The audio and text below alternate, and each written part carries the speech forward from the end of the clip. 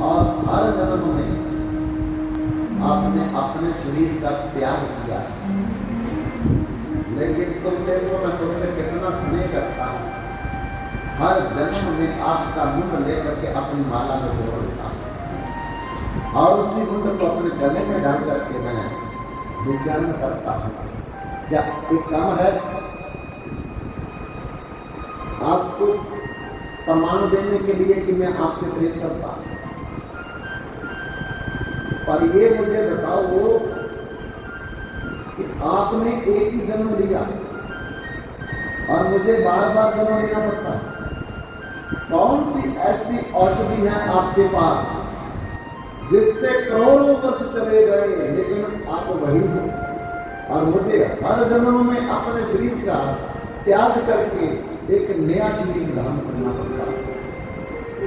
भगवान शंकर कहते हैं पार्वती आज मैं तुमसे कुछ नहीं छुपाऊंगा, वो है अमर कथा,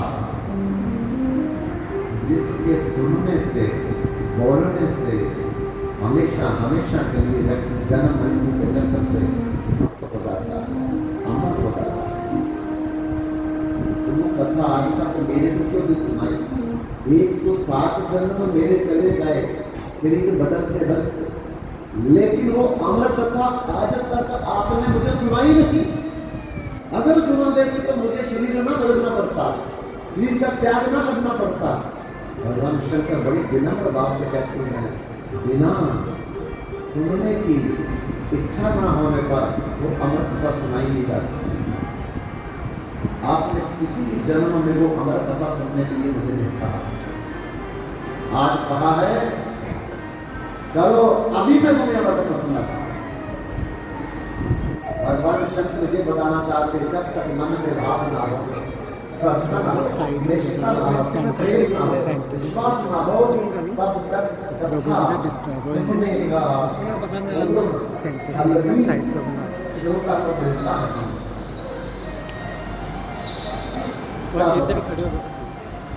बंधुओं भगवान शंकर ने पार्वती को कहा ठीक है हम तुम्हें अमर कथा सुनाएंगे, लेकिन ऐसे स्थान पर सुनाएंगे जहां कोई दूसरा इस अमर कथा को ना सुन पाए।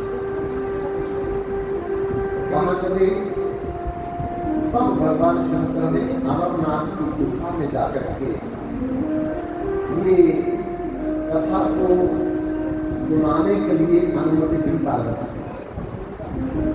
पहले तो अपना डमरू बजाया,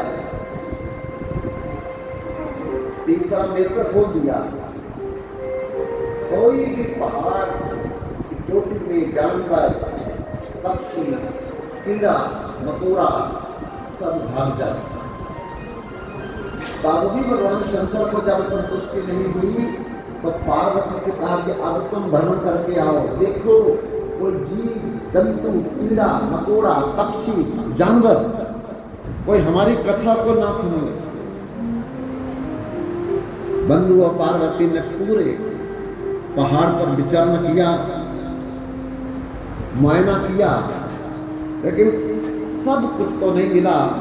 एक अंडा मिला और मां पार्वती ने मन में सोचा कि ये तो अंडा क्या सुनेगा, इसलिए इसका तो हमें कोई खतरा नहीं है।